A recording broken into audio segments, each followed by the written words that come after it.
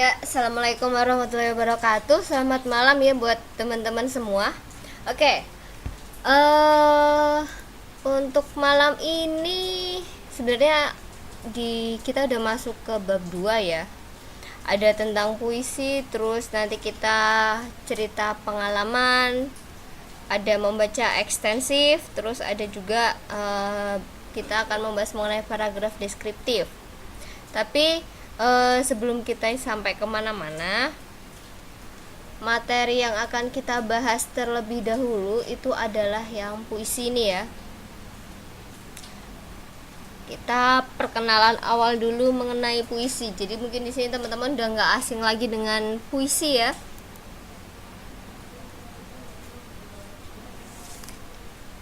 Tak kenal maka tak sayang ya kan. Udah sering dengar kata puisi tapi nggak ngerti apa sih puisi itu ya kan.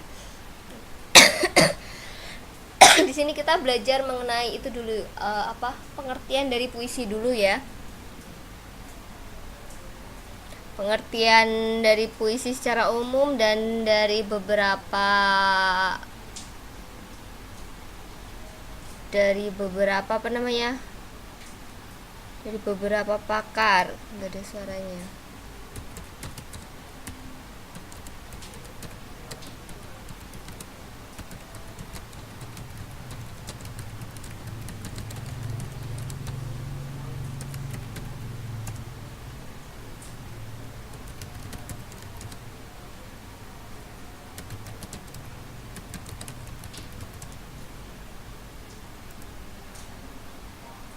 Oke, puisi secara etimologis ya.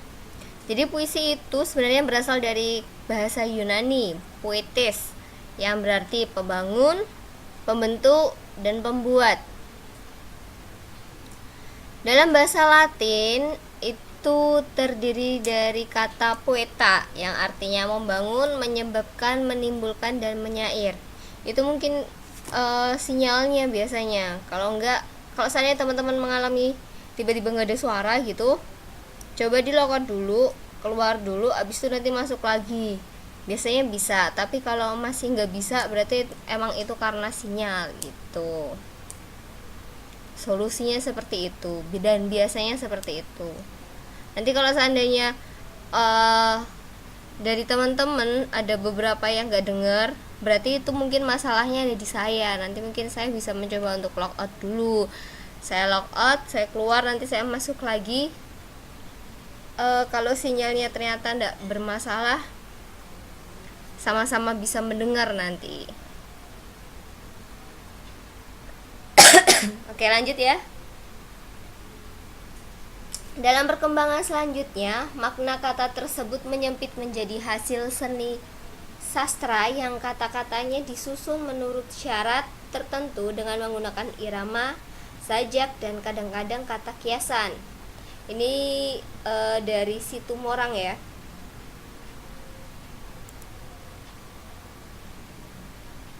Di sini ada beberapa pengertian puisi menurut para ahli.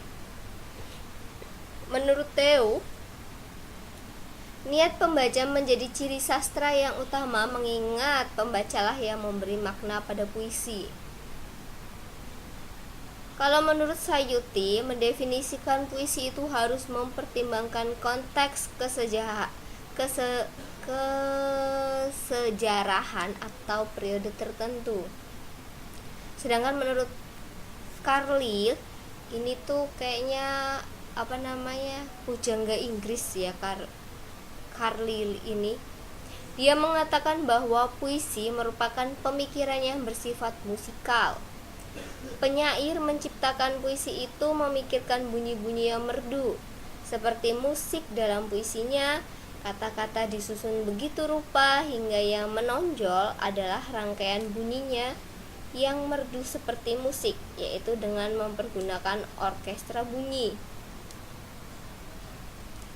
Kemudian menurut Wirjo Sudarmo, puisi ini merupakan karangan yang terikat oleh banyak baris dalam bait, banyak kata dalam tiap baris, banyak suku kata tiap baris, rima, dan juga irama. Definisi ini tidak berlaku lagi mengingat bentuk visual puisi itu selalu berubah. Sebagaimana kata Rivater, bahwa puisi itu selalu berubah sesuai dengan evolusi selera dan perubahan konsep estetikanya. Ya memang ya, nanti juga akan ada pembagian puisi dari puisi lama, puisi baru, kemudian nanti yang paling baru itu adalah puisi kontemporer. Tapi yang itu nggak akan kita bahas malam ini.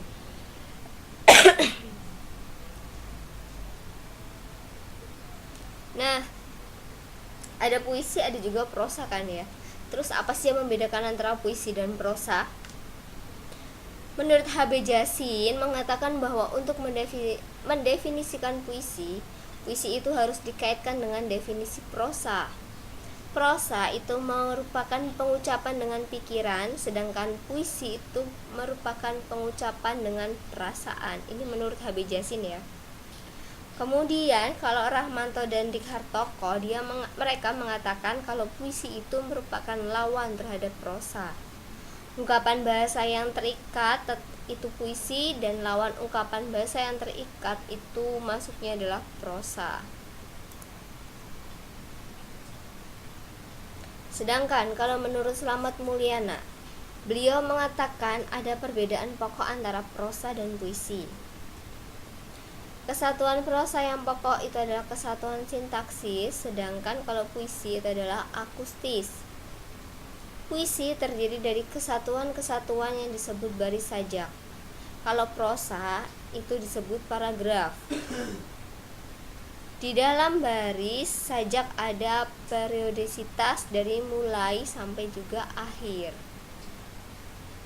Ini di puisi ya. Kemudian kalau kita lihat dari aktivitas kejiwaan, menurut Pradopo, dia mengatakan kalau puisi ini merupakan hasil aktivitas pemadatan, yaitu proses penciptaan dengan cara menangkap kesan-kesan lalu mendapatkannya. Sedangkan kalau prosa itu merupakan aktivitas konstruktif, yaitu proses penciptaan dengan cara menyebarkan kesan-kesan dari ingatan.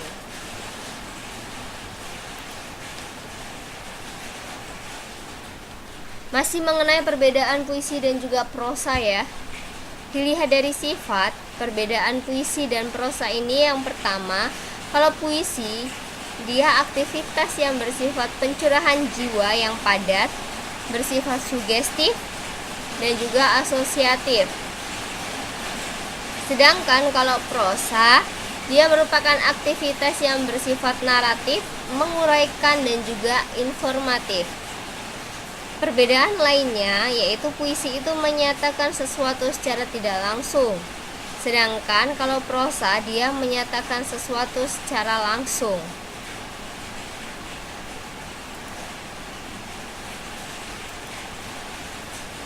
Nah, itu tadi sepintas mengenai pengertian puisi dan juga perbedaan antara puisi dan juga prosa ya. Sekarang kita masuk ke intinya. Jadi kalau di puisi itu pasti ada unsur-unsurnya. Unsur puisi itu ada dua, ada unsur fisik dan juga unsur batin. Kalau kecepatan tolong diingatkan ya.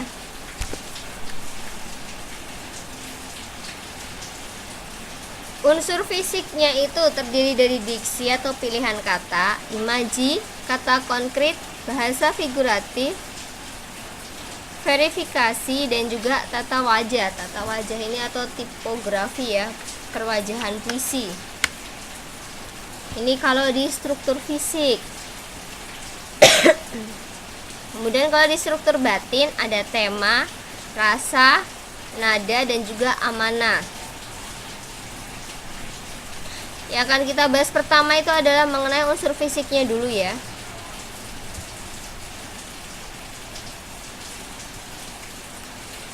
Yang lain suaranya putus-putus nggak? Kedengarannya putus-putus nggak?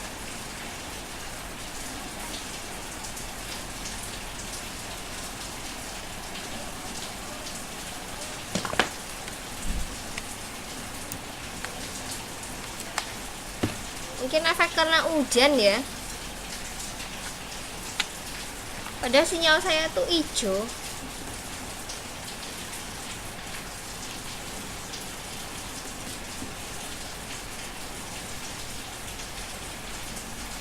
Oke, lanjut ya. Kalau yang akan pertama yang akan pertama kali kita bahas itu adalah mengenai unsur fisiknya dulu.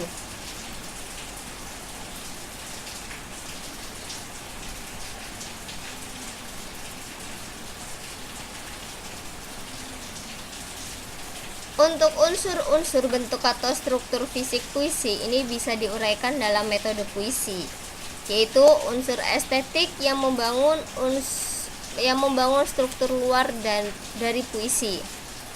Unsur-unsur itu bisa ditelaah satu persatu, tetapi unsur-unsur itu merupakan kesatuan yang utuh. Ini ya. Ada 6 unsur struktur fisik dan juga 4 struktur batin. Untuk struktur fisik yang pertama yang akan kita bahas itu adalah diksi atau pilihan kata.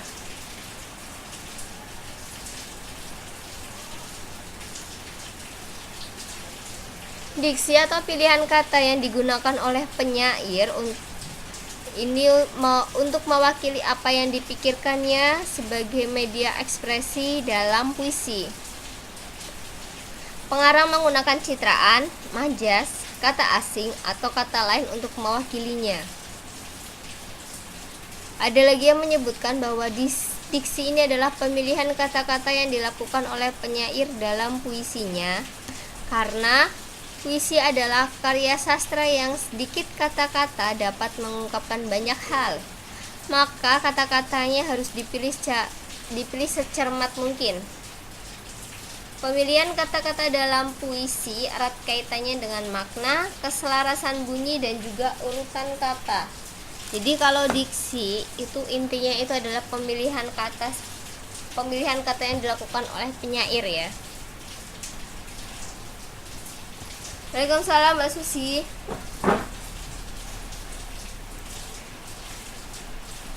Kemudian struktur fisik yang kedua itu tadi ada imaji.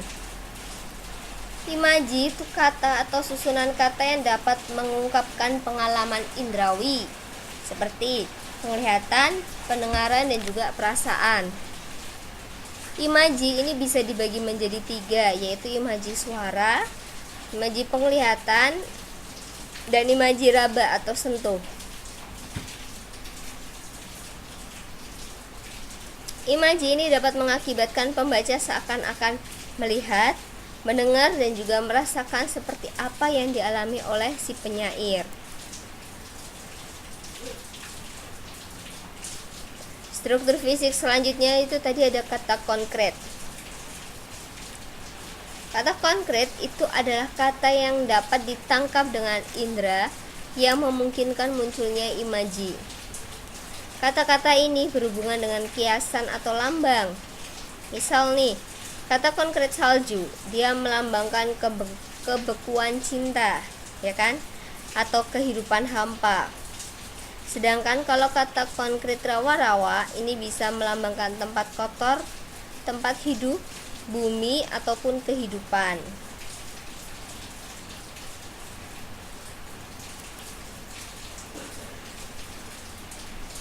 Struktur fisik selanjutnya itu ada bahasa figuratif.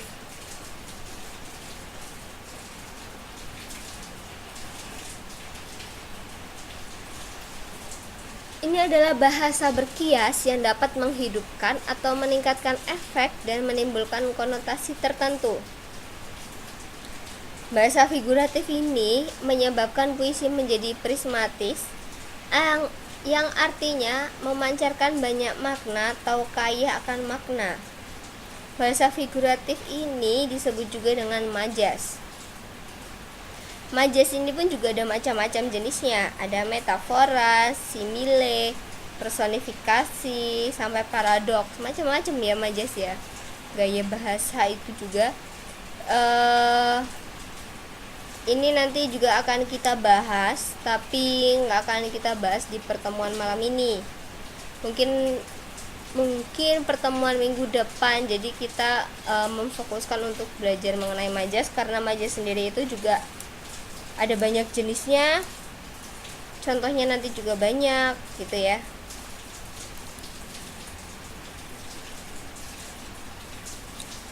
Kemudian struktur fisik selanjutnya itu ada verifikasi atau bunyi.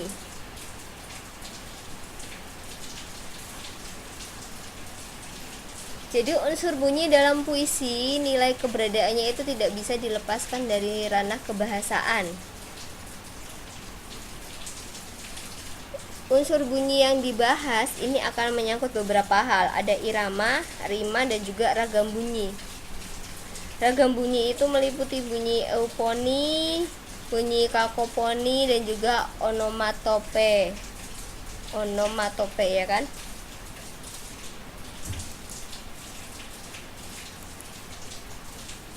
Nih, ragam bunyi. Tadi ragam bunyi yang poin ketiga ya, ada euponi, kakoponi, onomatope.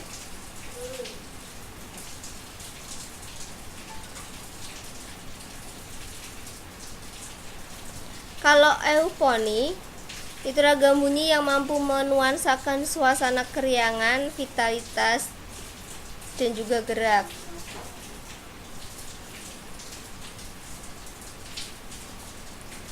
Kemudian ada kakoponi. Kakoponi itu bunyi yang menuansakan suasana ketertekanan batin, kebekuan, kesedihan, dan juga kesepian. Terus ragam bunyi yang terakhir itu ada onomatope. Ini adalah sebagai bunyi dalam puisi yang umumnya hanya memberikan sugesti suara yang sebenarnya.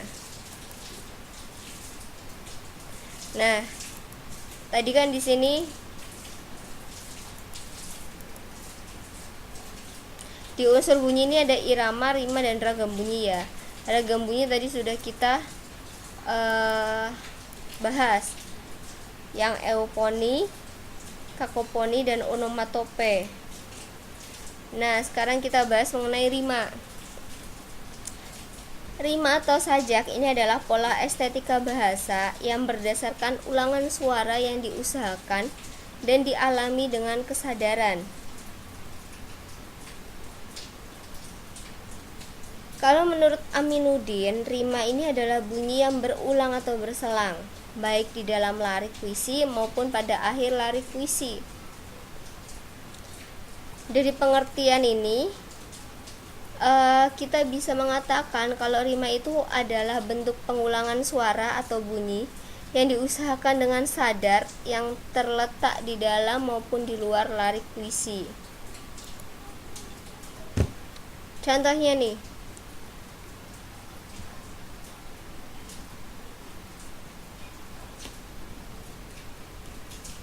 ada judul puisi Salju karya Wingkarjo.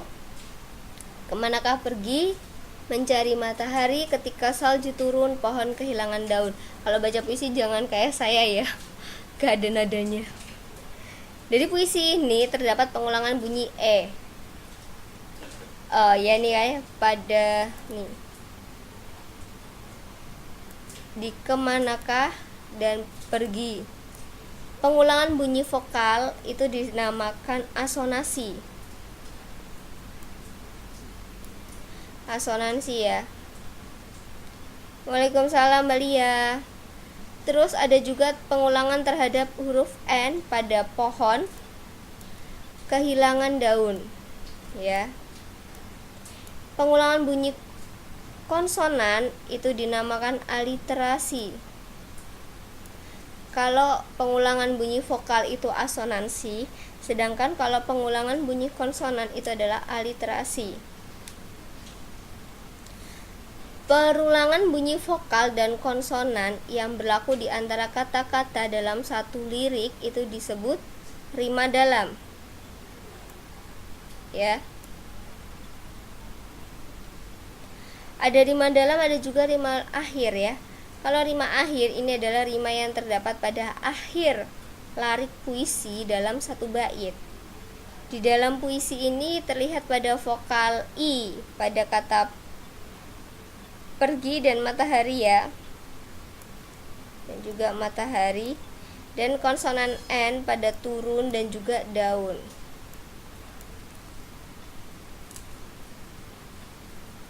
Gampang ya ingetnya ya. Asonansi pengulangan bunyi vokal, aliterasi itu pengulangan bunyi konsonan. Terus kalau pengulangan bunyinya ada di dalam satu lirik itu disebut rima dalam, sedangkan kalau terdapat di akhir lirik itu disebut rima akhir.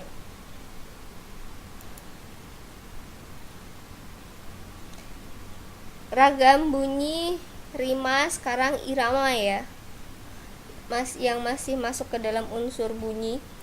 Irama ini adalah perpaduan bunyi yang menimbulkan unsur musikalitas, baik berupa alunan keras lunak, tinggi rendah, panjang pendek, kuat lemah, yang keseluruhannya ini mampu menumbuhkan kemerduan, kesan suasana, serta nuansa makna tertentu. Kalau irama menurut Soemarjo dan Saini di dalam bukunya itu adalah pengulangan pola waktu dan pola tekanan yang terjadi secara teratur. Contohnya nih, berburu ke padang datar, mendapat rusa belang kaki, berguru ke palang ajar berbagai bunga kembang tajadi. Suku kata yang berwarna merah nih ya, rutar, saki, rujar, ngadi ya. Ini memiliki pola waktu dan tekanan yang sama, dan inilah contoh irama dalam puisi. Jadi dia punya pola tekanan yang sama ya.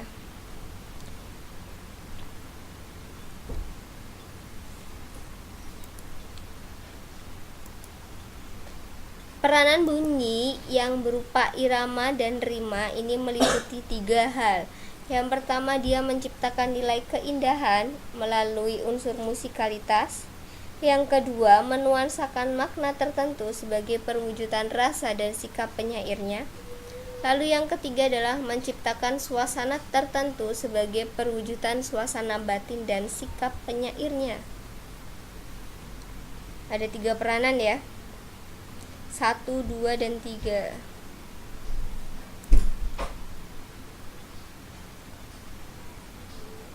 Kemudian ada tipografi atau perwajahan puisi, struktur fisik yang terakhir ya. Ini adalah bentuk puisi seperti halaman yang tidak dipenuhi kata-kata, tapi kanan kiri, pengaturan barisnya hingga baris puisi yang tidak selalu dimulai dengan huruf kapital dan diakhiri dengan tanda titik. Hal-hal tersebut ini sangat menentukan pemaknaan terhadap puisi. Kita belum pernah lihat ya puisi pakai tanda titik di belakang gitu kan, kecuali kalau memang puisinya jenisnya jenis seperti itu. Kayak kontemporer itu kan bebas ya. Tipografi menurut Aminuddin di dalam bukunya itu menerangkan bahwa cara penulisan suatu puisi sehingga menampilkan bentuk-bentuk tertentu yang dapat diamati secara visual. Ya, kalau menurut Pak Aminuddin, di mana peranan tipografi itu ada 4. Yang pertama, dia menampilkan aspek artistik visual. Yang kedua, menciptakan nuansa makna dan suasana tertentu. Yang ketiga, menunjukkan adanya loncatan gagasan. Dan yang terakhir adalah memperjelas adanya satuan-satuan makna tertentu. Ini 4 peranan tipografi.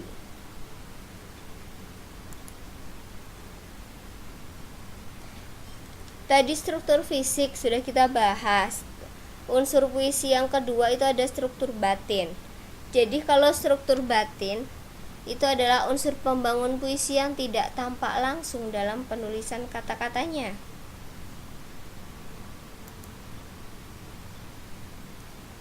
Yang tadi ada 4 ya, ada 4 struktur batin. Yang pertama itu ada tema.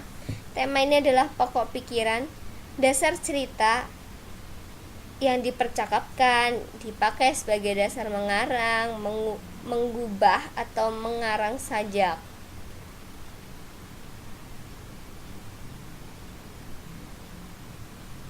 Media puisi itu adalah bahasa, maka puisi ini harus bermakna, baik makna tiap baris, tiap kata, tiap bait maupun keseluruhan. Jadi kalau seandainya kita mau bikin puisi, yang pertama kali kita lakukan adalah kita menentukan temanya dulu. Nggak cuma puisi aja ya, kalau seandainya kita bikin karangan hal yang pertama kali kita tentukan itu adalah tema. Kita mau ambil tema apa dulu sih? Kalau temanya udah kepegang, barulah kita bisa melanjutkan tahap selanjutnya. Struktur batin yang kedua itu ada rasa. Rasa ini adalah sikap penyair terhadap pokok permasalahan yang terdapat dalam puisinya. Pengungkapan tema dan rasa ini erat kaitannya dengan latar belakang sosial dan psikologi penyair. Misalnya, latar belakang pendidikan, latar belakang agama, jenis kelamin, kelas sosialnya, terus kedudukan dia di dalam masyarakat, usia si penyair berapa, pengalaman sosiologis dan psikologis, kemudian pengetahuannya. Ini yang nanti bisa mempengaruhi juga ya, mempengaruhi isi dari puisi tersebut. Struktur batin yang ketiga itu ada nada. Kalau nada ini adalah sikap penyair terhadap pembacanya. Nada ini juga berhubungan erat dengan tema dan juga rasa. Penyair dapat menyampaikan tema dengan nada menggurui, mendikte, bekerja sama dengan pembaca untuk memecahkan masalah, menyerahkan masalah begitu saja kepada pembaca dengan nada sombong, menganggap bodoh dan rendah pembaca dan lain sebagainya. Kalau kita bikin puisi itu enak ya, terserah kita ya, tergantung suasana kita. Kita mau bikin model apa, model gimana, dengan suasana seperti apa ya kan. Lalu struktur batin yang terakhir itu adalah amanat. Amanat ini adalah gagasan yang mendasari karya sastra. Pesan yang ingin disampaikan pengarang kepada pembaca atau si pendengar. Sadar atau tidak, ada tujuan yang mendorong penyair menciptakan puisi, dan tujuan tersebut itu bisa dicari sebelum penyair menciptakan puisi maupun dapat ditemui dalam puisinya. Oke, tadi kita udah bahas mengenai pengertian dari puisi, terus perbedaan puisi dan prosa, dan yang terakhir itu kita bahas mengenai unsur dari puisi. Unsur puisi ada dua, ada unsur fisik dan juga unsur batin, struktur fisik dan struktur batin ya. Di sini saya udah nyiapin ada analisis puisi, nanti kita latihan bareng. Terus bagaimana kita memahami puisi dan ada contoh puisinya. Sebelum kita masuk ke materi selanjutnya mengenai analisis puisi, kita warming up dulu ya.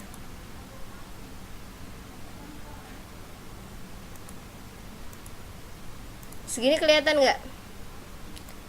Saya mau teman-teman ada yang membacakan puisinya dulu ya.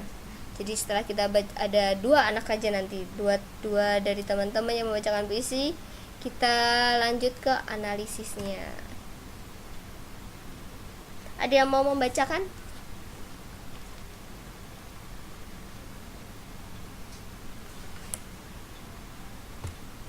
Yang ini dulu aja, yang walau.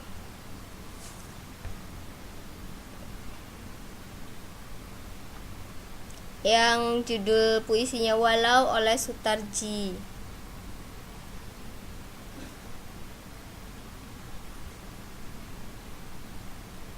Oh, kurang tengah. Gini apa, Mbak?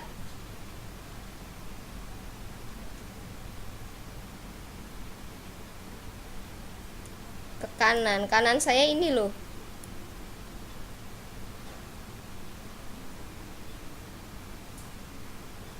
Malam Mbak Galuh. Segini pas?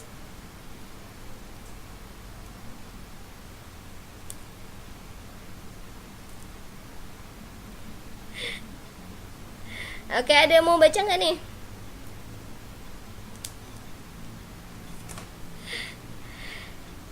Kalau nggak jelas nanti bahaya Mbak, nggak kedengeran suaranya Mbak.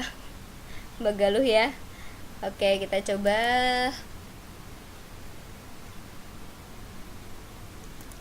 Geser kiri ya. Ini kan udah ya, nggak usah digeser-geser lagi. Oke, kita coba Mbak Galuh dulu. Semoga sinyalnya bagus di tempat saya. Kalau Mbak Galuh nanti sudah, nanti kita coba ke Mbak Ninda ya. Halo. Halo, Oke. ini baca puisi ya, Miss? Iya. Oke, dicoba nggak apa-apa, pede aja. Iya, tapi yang penting pede aja kalau bahasa Indonesia itu. Silahkan Mbak. Iya. Yang mana, Miss? Yang walau aja dulu ini. Puisi pertama kita Walau walau. aja. Ya. Oke. Oke. Saya benerin letak HP-nya. Letak HP-nya. HP-nya agak ini. Agak rese.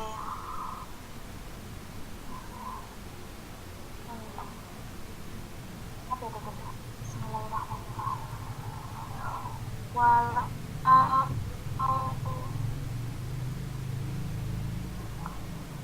walau puisi karya Sutarji Koljum Bahri.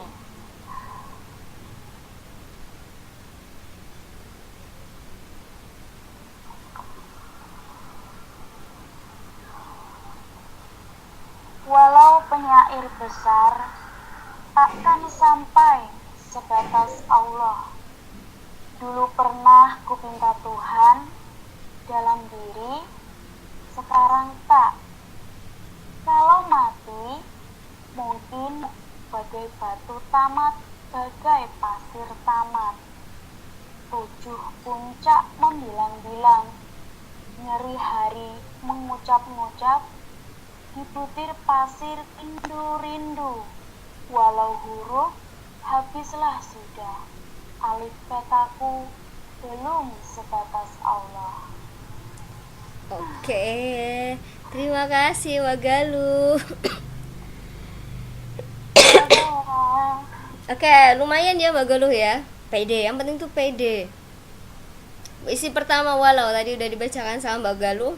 Tenang, saya masih punya banyak stok puisi. Terus puisi yang kedua, Derai-derai Cemara karya Khairil Anwar. Terkenal nih ya, penyair terkenal, sampai ada bukunya. Siapa Mbak Ninda jadi Mbak?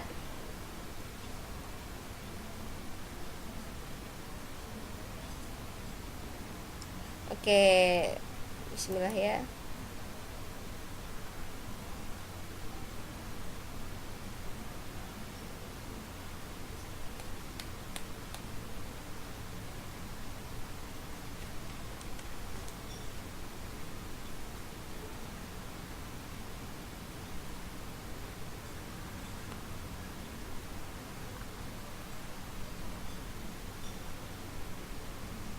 Muter terus ya Mbak.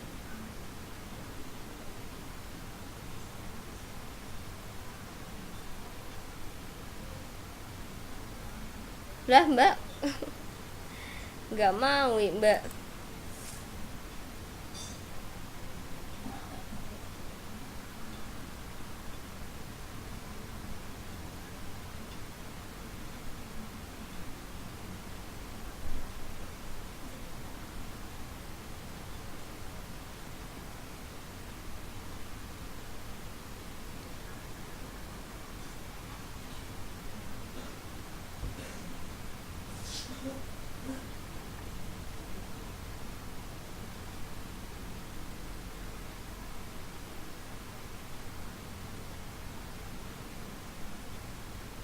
Kayaknya nggak mau nih Mbak.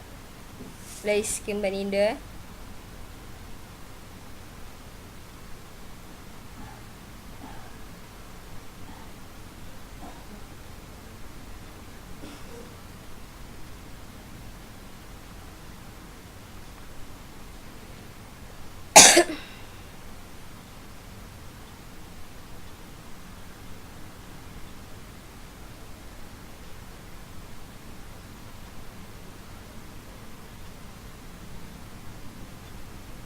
Wah, bener nih Mbak, nggak mau Mbak Ninda.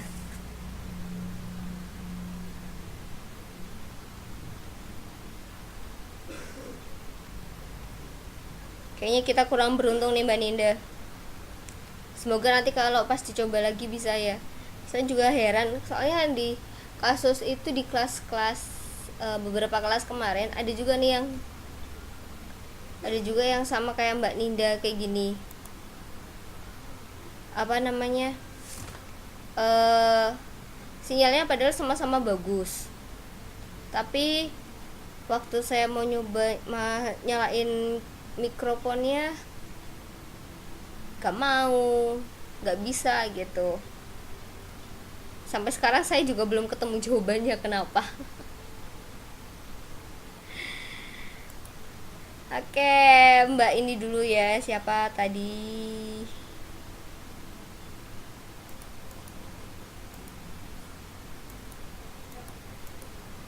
Mbak Gatis ya, jadi yang derai-derai cemara tapi Mbak.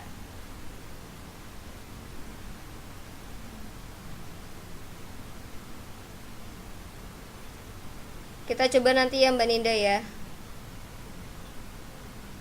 Ini Mbak Gatis atau Mbak Wiwin dulu yang derai-derai cemara?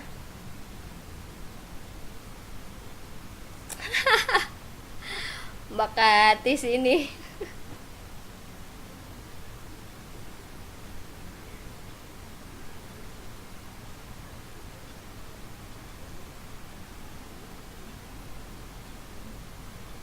Siapa dulu nih? Setelah derai-derai cemara kita masuk ke analisis puisi ya.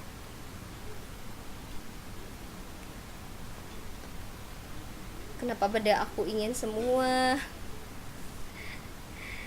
Suka yang melo romantisme gitu ya.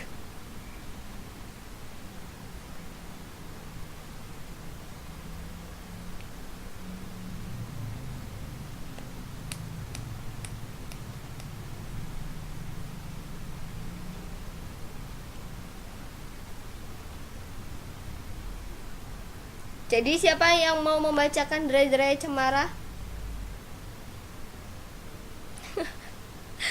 Belum bisa Mbak. Belum bisa Mbak Ninda.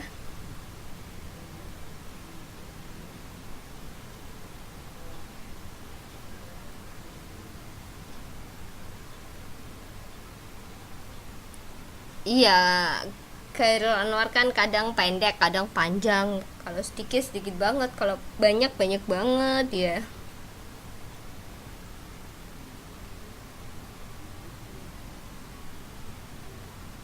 Siapa derai-derai cemara? Sebelum kita bahas analisis puisi.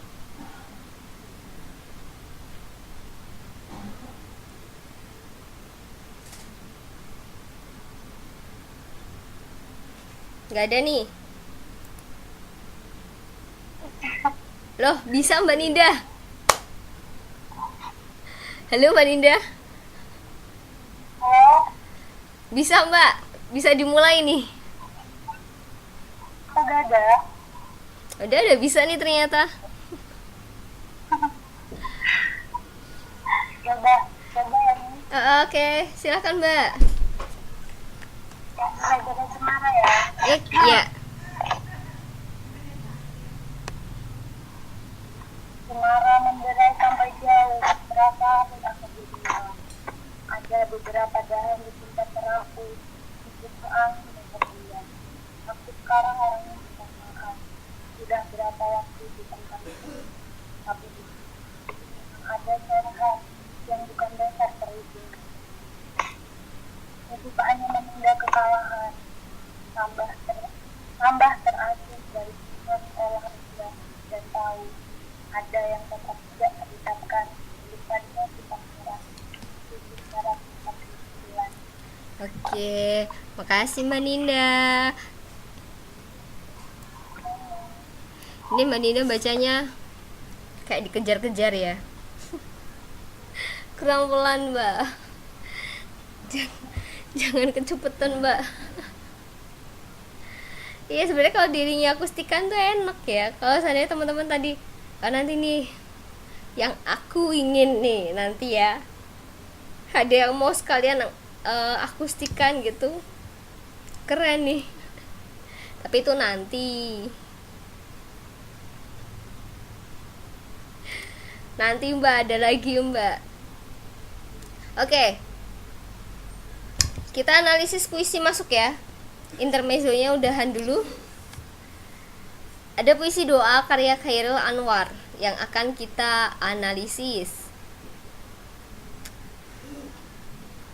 Sebelum kita analisis, saya mau partisipasi teman-teman lagi dong buat membacakan puisi doa ini.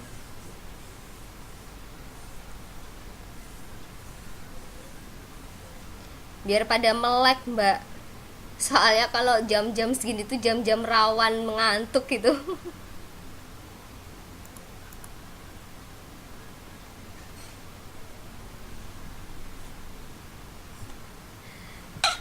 Jam-jam bahaya.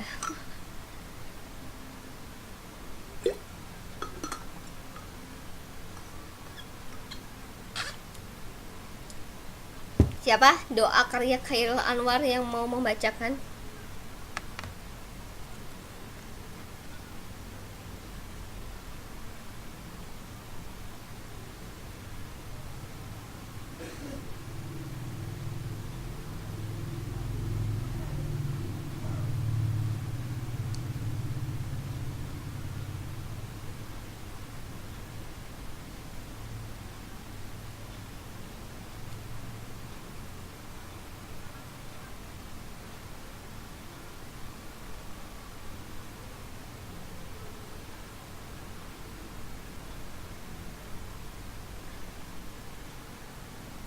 Gimana?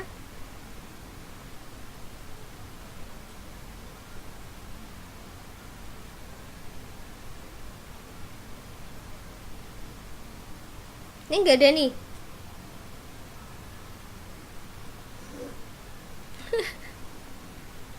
Mbak Gatis apa Mbak Wiwin? Ini yang lainnya kemana ya? Kayaknya ada banyak yang hadir tapi yang keluar yang keluar sedikit aja nih. Kayak Mbak Lia ya.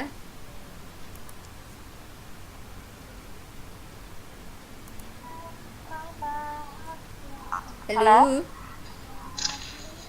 Oke. Halo? Ya halo Mbak. Ya. Oke silakan. Tuhanku, dalam tenangmu, aku masih menyebut namamu. Biar susah sungguh mengingat kau penuh seluruh. Cahayamu panas suci tinggal kedip lilin di kelam sunyi. Tuhanku, aku hilang bentuk, remuk. Tuhanku, aku mengembara di negeri asing. Tuhanku, di pintumu aku mengetuk. Aku tidak bisa berpaling. Oke. Itu ya, Miss. Ya, benar. Asik. Terima kasih. Iya. Nah, tadi sudah dibacakan. Ini Mbak Lia bacanya juga sama kayak Mbak ini ya tadi ya. Mbak Mbak Ninda.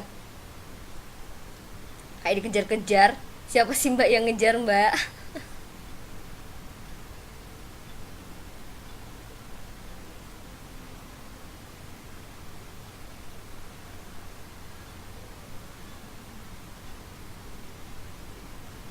Oke. Dari puisi doa yang sudah dibacakan sama Mbak siapa tadi? Mbak Lia, kita bisa menganalisis, ya kan? Ini Bagatis malah sweet.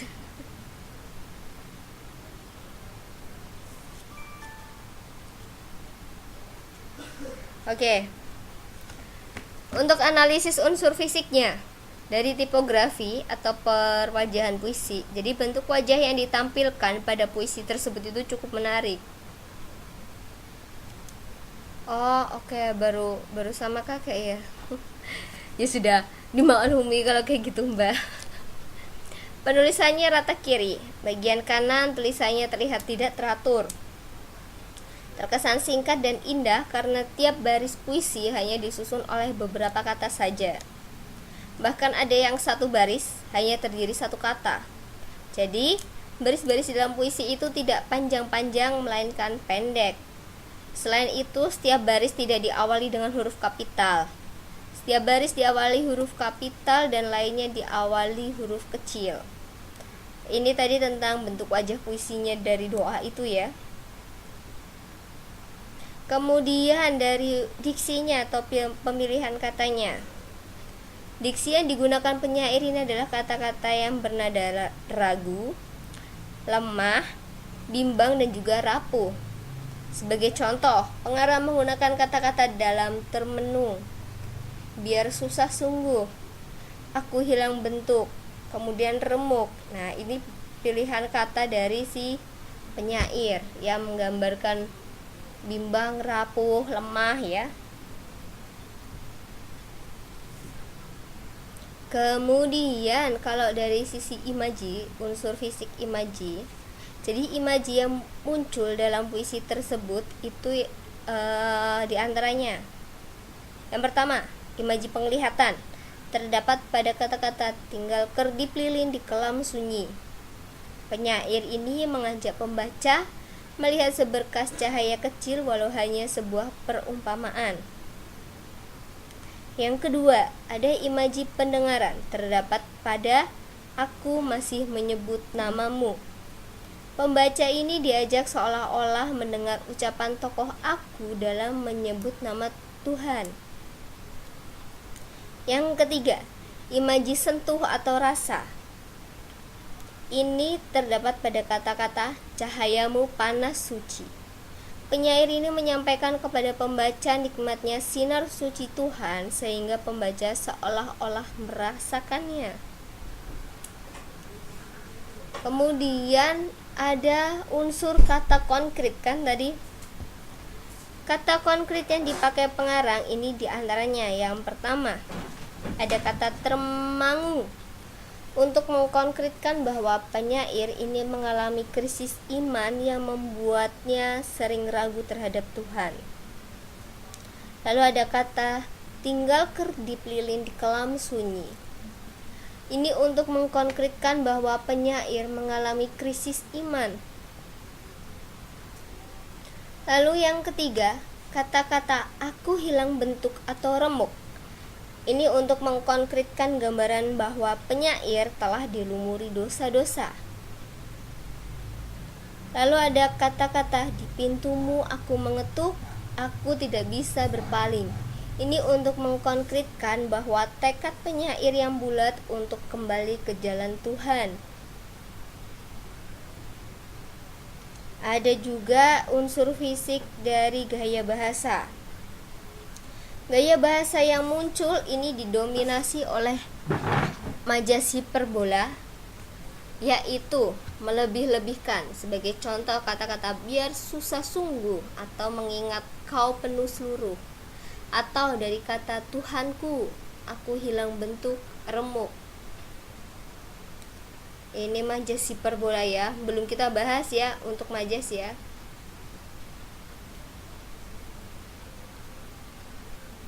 Kemudian ada verifikasi, unsur fisik verifikasi yang terakhir.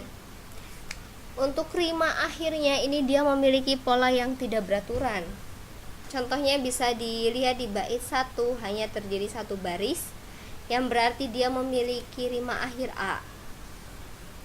Untuk bait kedua dia terdiri dari 3 baris dengan rima akhir AAA. Begitu pula untuk bait ketiga dan keempat dia memiliki rima akhir AA dan AA. Dan bait-bait selanjutnya itu tidak menentukan rima akhirnya. Itu tadi untuk struktur fisiknya. Kemudian ada struktur batin.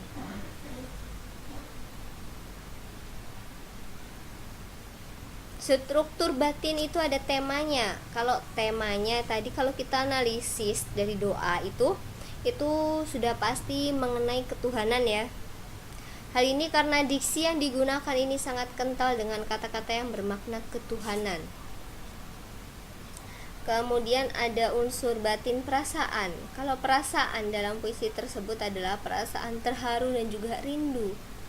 Perasaan ini tergambar dari diksi yang digunakan antara lain termenung, menyebut namamu, aku hilang bentuk, remuk, dan aku tak bisa berpaling. Kemudian ada analisis struktur batin. Ini nada.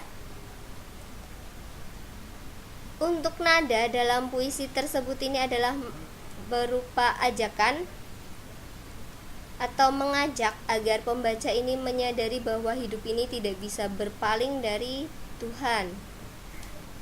Karena itu dekatkanlah diri kita dengan Tuhan, ya kan? Ini nada ajakan dari si penyair. Dan yang terakhir, unsur batin yang terakhir itu ada amanat. Amanat yang bisa kita ambil dari puisi tersebut itu adalah agar kita, pembaca ini, bisa menghayati hidup dan selalu merasa dekat dengan Tuhan, agar kita bisa merenung atau termenung seperti yang dicontohkan oleh penyair. Gampang ya kalau buat nganalisis ya puisinya, dari unsur fisik dan juga unsur batin. Kalau seandainya saya suruh bikin tugas menganalisis unsur puisi, bisa ya?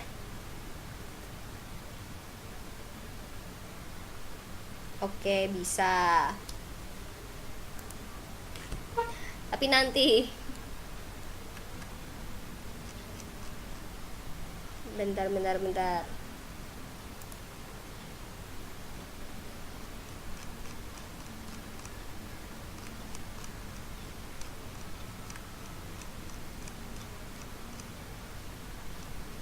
Ini tadi kita habis analisis sebelum masuk ke puisi lagi. Untuk yang analisis ada yang mau ditanyakan dulu nggak nih? Dan dari unsur-unsur puisi yang tadi sudah kita bahas di slide awal itu, ada yang belum jelas atau ada yang mau ditanyakan atau ada yang masih bingung?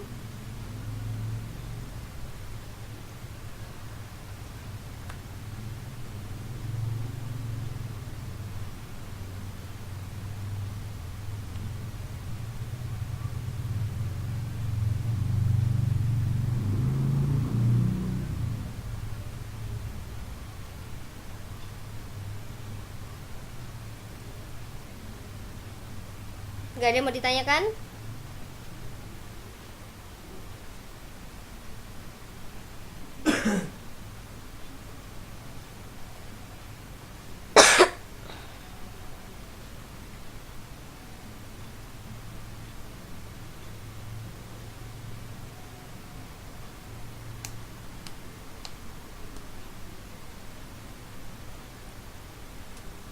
Oke, kalau nggak ada kita intermezzo lagi. Tadi ada yang mau baca puisi Aku Ingin karya Sapardi Djoko Damono. Siapa tadi?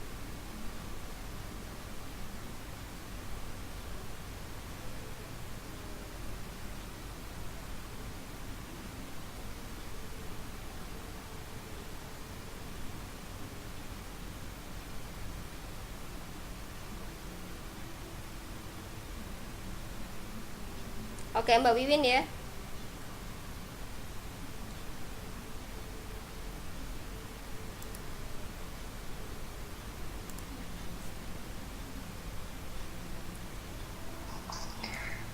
Halo.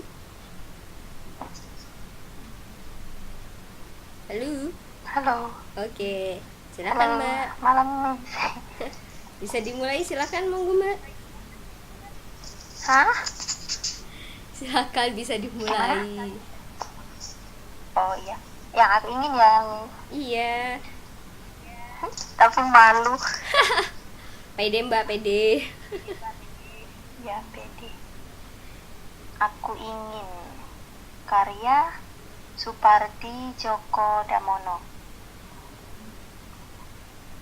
Hmm, aku ingin mencintaimu dengan sederhana, dengan kata yang tak sempat diucapkan, kayu kepada api yang menjadikannya abu.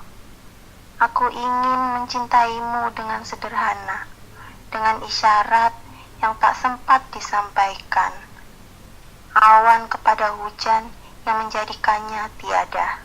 Makasih. Oke, terima kasih Mbak Wiwin. Agak slow yang ini ya. Oke, baca lagi.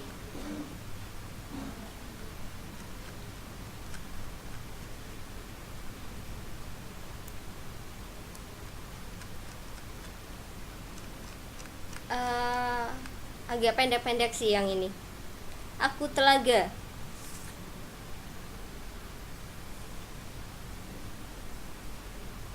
Ini banyak yang udah sudah menunjukkan gigi ya, udah unjuk gigi nih ya. Dari Mbak Liam, Mbak Wiwin, Mbak Gatis tadi udah ya Mbak. Terus sama Mbak Ninda. Tinggal yang lain nih mana nih? Mbak Gatis sudah belum sih?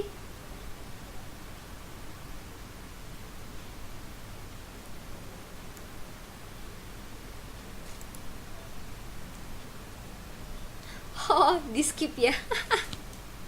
Oh iya Mbak Tia, Mbak Gatis belum. Gimana Mbak? Aku si Telaga, Sapardi Djoko Darmono juga nih. Sebelum kita masuk memahami puisi ini.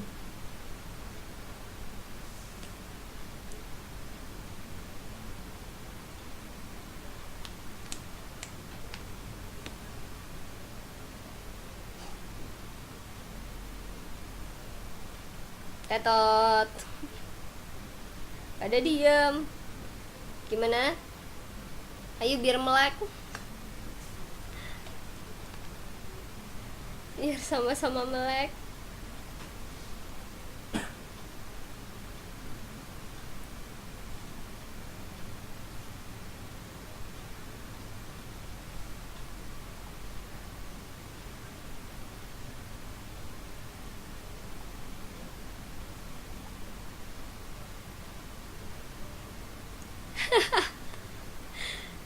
Beda aja Mbak.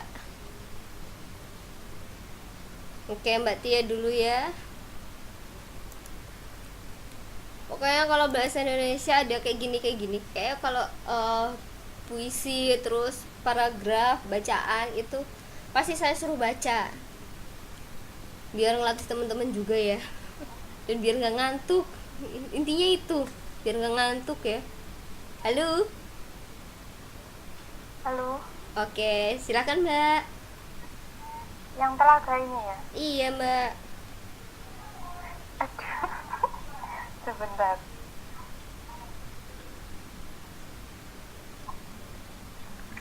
Akulah si telaga.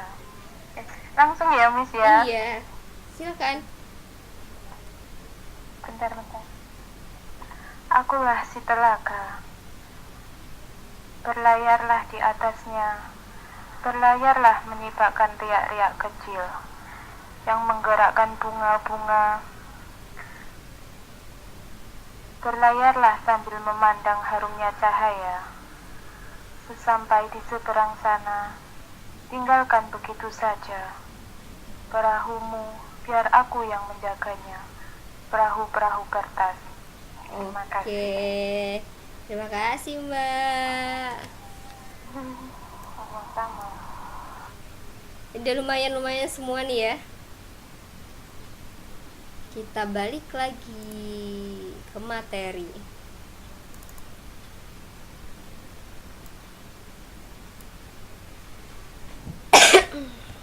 Nah, kalau kita bikin puisi atau baca puisi itu kan pasti perlu pemahaman ya. Dan kadang kita kalau baca puisi karya penyair dan yang penyair udah penyair tingkat kakap gitu ya istilahnya ya, itu nggak mudah kan, nggak sekali dua kali baca kita langsung paham tuh nggak. Mungkin ada yang berkali-kali kita baca baru paham, atau bahkan mungkin yang baru sekali baca dia bisa paham, itu juga ada. Soalnya kan di sini bahasa puisi itu beda dengan bahasa yang kita gunakan sehari-hari. Karena tadi si penyair itu dia pasti menentukan diksinya atau memilih kata-katanya, dan kata-kata yang mereka pakai itu bukan kata-kata yang umum kita pakai sehari-hari ya kan, kayak yang tadi sudah dibaca sama teman-teman dan dicontoh di analisis puisi tadi. Nah seperti itu kan.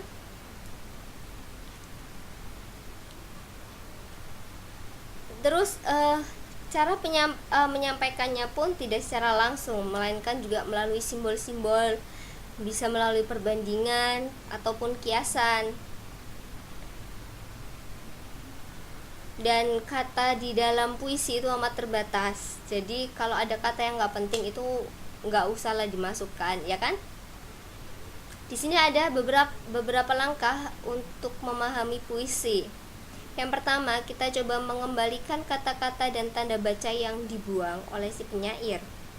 Dengan kata lain, kita menambahkan kata-kata lain untuk melengkapi atau memperjelas kata-kata dalam puisi. Kita tambahkan tanda baca untuk memperjelas hubungan makna antar kata-kata.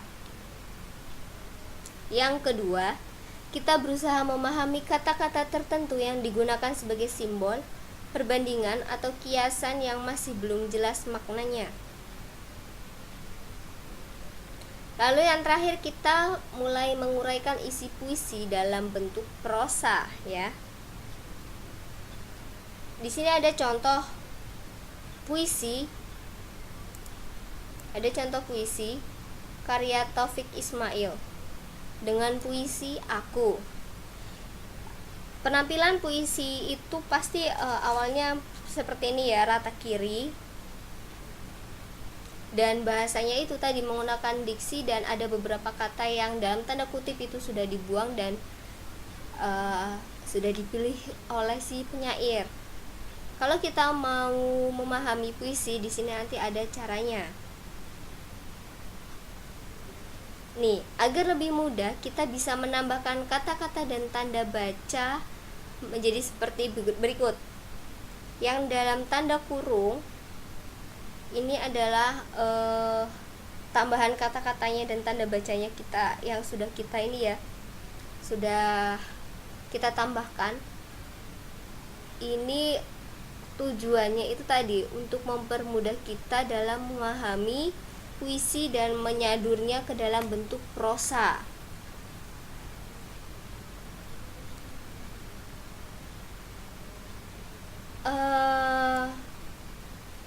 Dengan puisi yang kutulis ini, aku bernyanyi. Yang kutulis ini itu adalah kata tambahannya.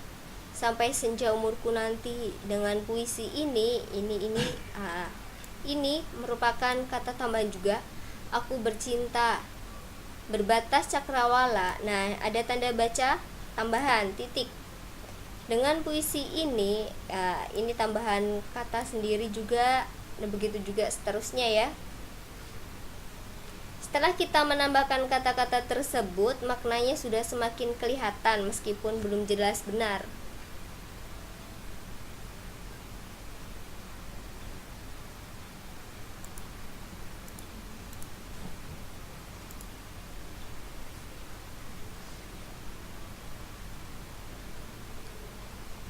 Ya kan?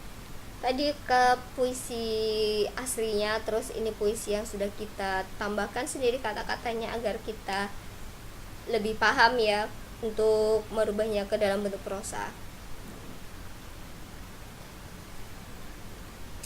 Nih, berikut nanti kata-katanya biar jelas. Senja 1. Setelah kita menambahkan kata-kata tersebut, maknanya sudah semakin kelihatan meskipun belum jelas benar, ya kan tadi ya. Berikut kita jelaskan kata-kata kiasannya. 1. Senja umurku berarti sampai umurku. 2. Berbatas cakrawala.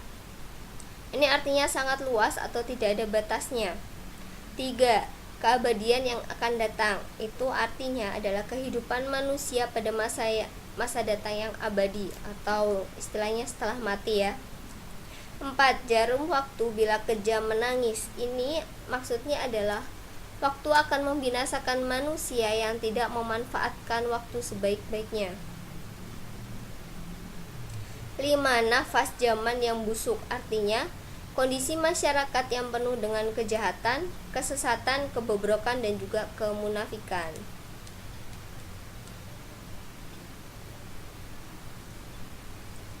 Nah, jadi setelah tadi kita tambahkan kata-katanya, terus kita sudah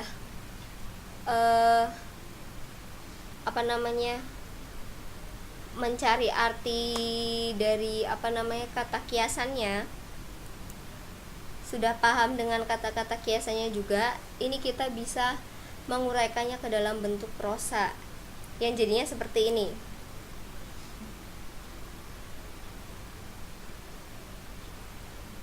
Dengan puisi yang kutulis ini, aku ingin bernyanyi sampai umurku tua nanti. Dengan puisi ini aku bercinta, mencintai sesama tanpa batas.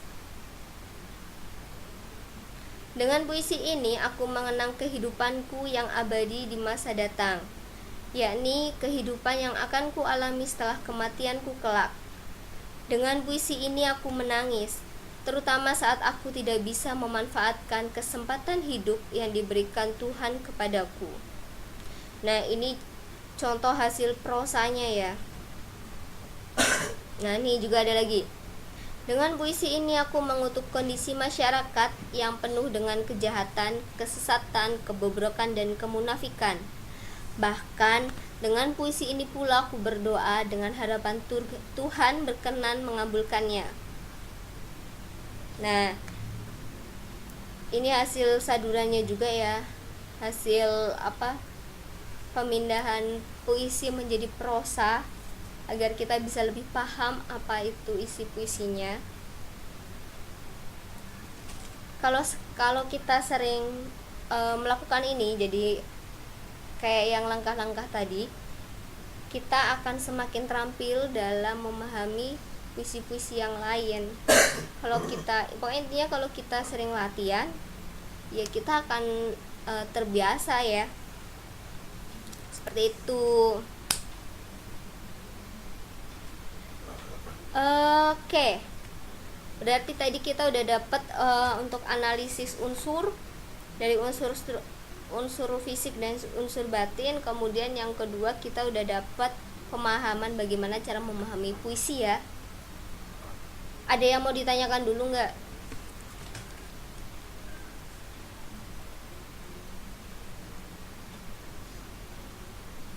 Malam Mbak Enda.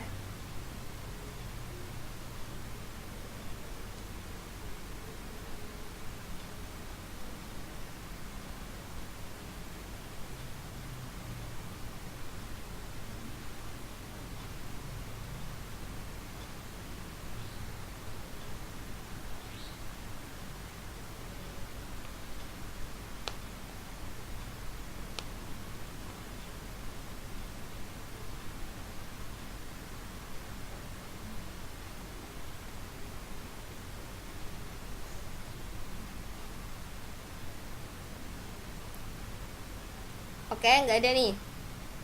Kalau nggak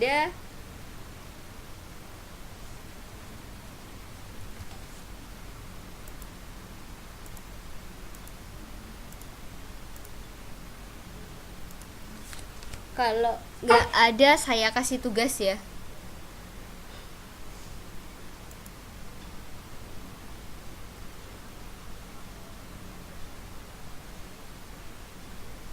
Oke, ini yang banyak nih.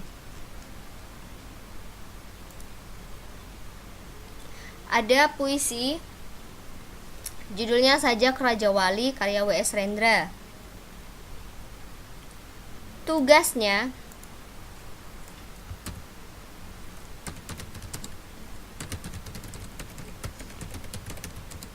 belum pernah saya kasih tugas kan?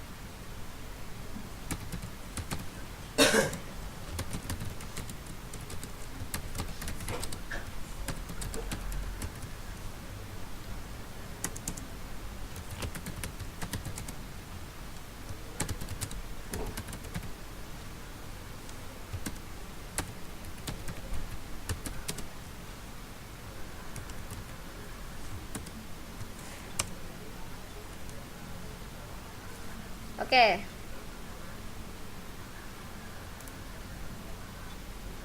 Nanti saya Saya kirimkan eh ngomongnya kok susah amat sih. PR, Mbak. Namanya juga tugas.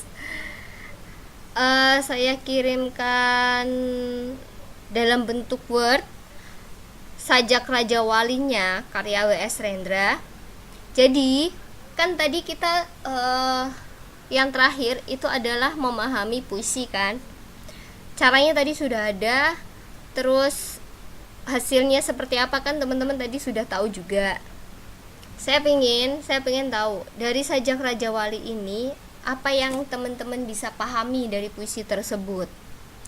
Silakan tuangkan pemikiran teman-teman di dalam suatu paragraf, minimal satu paragraf aja, minimal ya. Dan nanti saya kirim, Mbak, tenang aja. Puisinya nanti saya kirim ke grup kelas.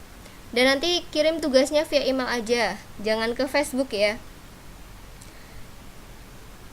Kirim tugasnya ke email saya di arum.rizka07@gmail.com dengan sertakan judul emailnya tugas BIKPC. Jangan lupa ya, di tugasnya itu tolong dikasih nama lengkapnya teman-teman, jangan nama Facebook atau nama panggilan ya. Nama lengkap ya.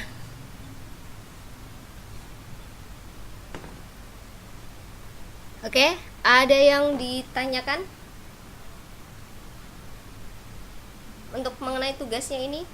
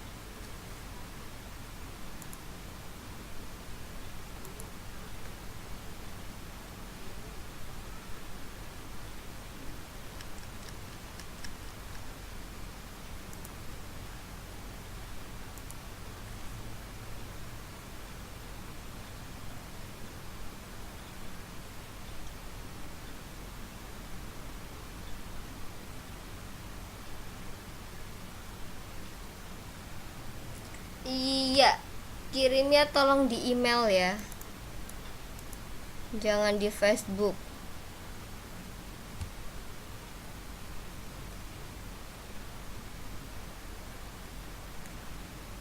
Saya kalau Facebook saya mukanya kalau mau ngajar aja, jadi takut ntar bacanya kelamaan kalau via Facebook. Masih ada yang belum jelas? Oh iya, paling lambat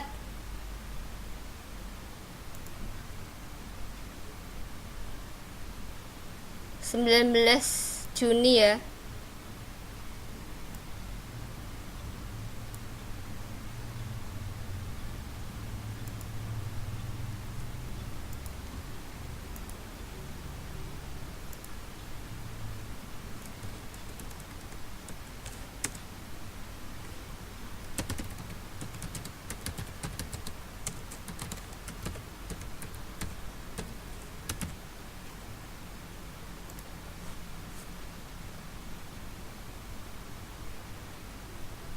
Oh ya, ini Miss Cita izin ya.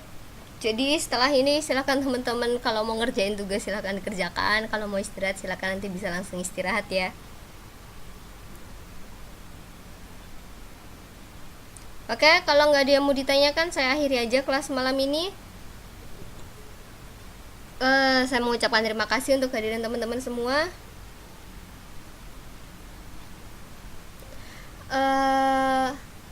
Kurang lebihnya saya mohon maaf. Selamat menunaikan ibadah puasa bagi teman-teman yang menjalankannya. Selamat malam, selamat istirahat. Wassalamualaikum warahmatullahi wabarakatuh. Habis ini saya kirim itunya Mbak Lia, link rekamannya. Jadi nanti bisa belajar dari link rekamannya itu aja. Terus untuk nanti tugas puisinya saya kirim ke grup ya. Jadi silakan habis ini ngecek di grup.